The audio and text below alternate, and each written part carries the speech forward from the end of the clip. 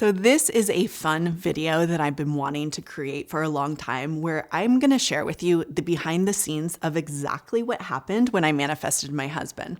So many of you know my story and you know I set out to manifest the man I was going to marry and he came in 3 weeks, but you haven't necessarily heard the little details and the synchronicities and the funny stories of exactly how it unfolded. So that's what I'm going to share with you in this video.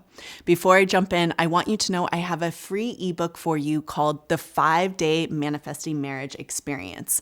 All you have to do is type 5 in the comments below and I'll make sure you get a copy of that ebook ASAP. Also know I have a private training where I talk about the specific techniques that manifested my husband in. So if you're really serious about manifesting marriage, stick around until the end of the video and I'll invite you to take that training as well. Okay, so let's jump in. So telling you a little bit about myself, really where the story starts in manifesting my husband was a breakup I went through about a year earlier to meeting him. And I was 39 years old when I went through this breakup. And the truth was I was in this relationship with someone where he really didn't feel like the one for me. And part of why I was in the relationship, I'm just being fully honest, is I was 39 years old. And part of me felt like it was my last chance to get married and have a family. And those were things I really wanted. But the relationship did not feel right to me. And so we finally ended. We parted ways. We're actually friends now. And he knows my husband, but he just wasn't the right person for me. But when that relationship ended, I was really scared. I was like, oh my God, did I lose my chance? Like, am I never going to get married? Am I never going to have a family? So there was a deep fear inside of me that this wasn't going to happen for me, but there was also something else that was there that was really important. And that's what I'm going to talk about next. So the fear was a really important part of my story because it also landed me in the inner conviction to really make this happen for myself. And what I mean by make this happen for myself, to really manifest this. I just felt done with anything that was not the man I was going to marry. And I also felt like, look, it's now or never. Like, I'm basically 40 years old. It's time for me to find my person and get married. And if it's going to happen, it's going to happen now. And this was really important for me because it pushed me to get to work. I really had to get to work manifesting my man. And what happened first was I manifested a few casual relationships, but they very clearly were not the one for me. So I ended those relationships quickly. I felt even more scared because now I was even a little bit older, but I stuck the course and was like, I am going to manifest this man. And I did all the techniques I did to really saturate myself in the end result.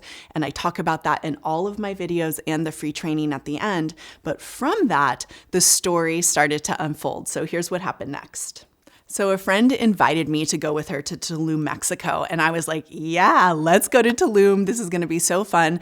And, in the back of my mind, of course, I was like, well, maybe I'll meet my man. Like, I know there's going to be a lot of men there. Maybe my man will be there, or maybe he'll manifest into my life. But the truth was I was not going to find my man. And this is an important distinction. I really was living my best life. I had been doing self-love for years, so I was pretty good at that. And I was now doing the manifesting techniques to call this man into my life. But I just wanted to go to Tulum with my friend and have a good time. So the day I arrived in Tulum, I opened up my Instagram and the first thing I saw was a picture of my friend, and he was standing there in a photo with a blonde guy. And the two of them actually had the same tattoos on their arm. And so I messaged my friend because he was in Tulum at the time. That's what it said in the Instagram post. So I messaged my friend and was like, I'm in Tulum too. Let's hang out. It'll be fun, whatever.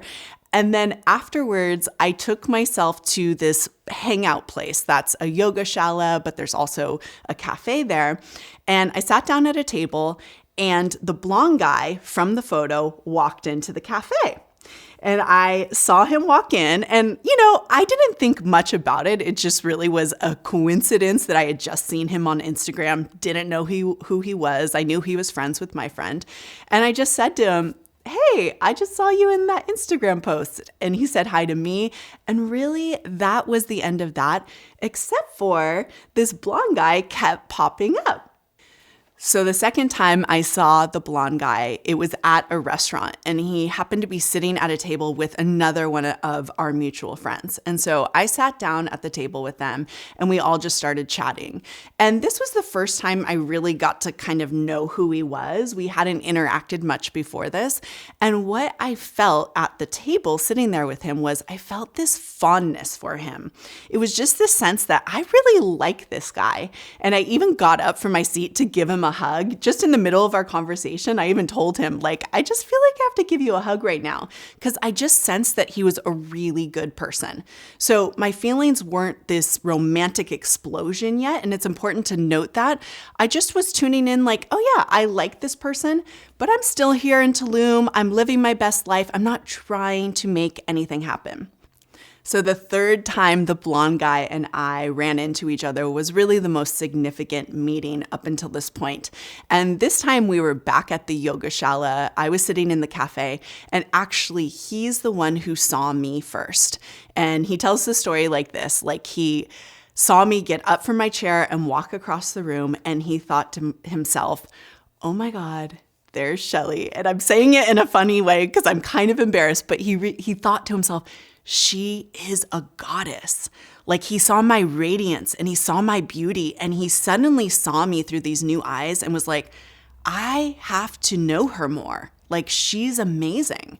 And so what ended up happening here is he came over to my table and he said to me, I really love your energy. Can I go out to lunch with you or take you out? And I was like, yeah, sure, you can take me out. And, again, I was just enjoying the moment and having fun. And we talked a little bit.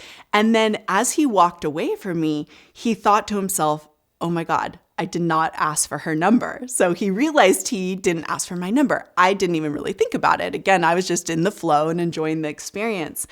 And he thought to himself, that's okay. She's going to be here tomorrow. And in a way, we could say he actually manifested me in that moment. He said to himself, she'll be here tomorrow and I'll get her number.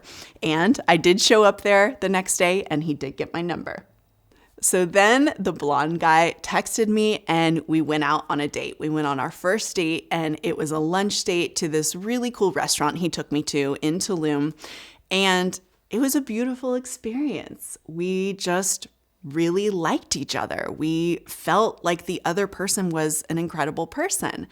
But for me, I was still in the sense of like, I don't know. I don't live here in Tulum. I'm not sure what's going to happen. Part of it was giddiness. Part of it was like, I don't know what's going to happen.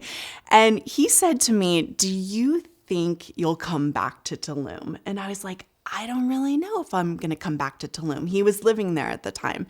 And he was like, I really want to see what's here.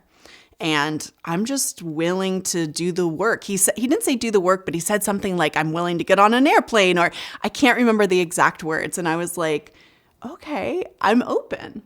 So what ended up happening was I got on the plane the next day. I flew back home.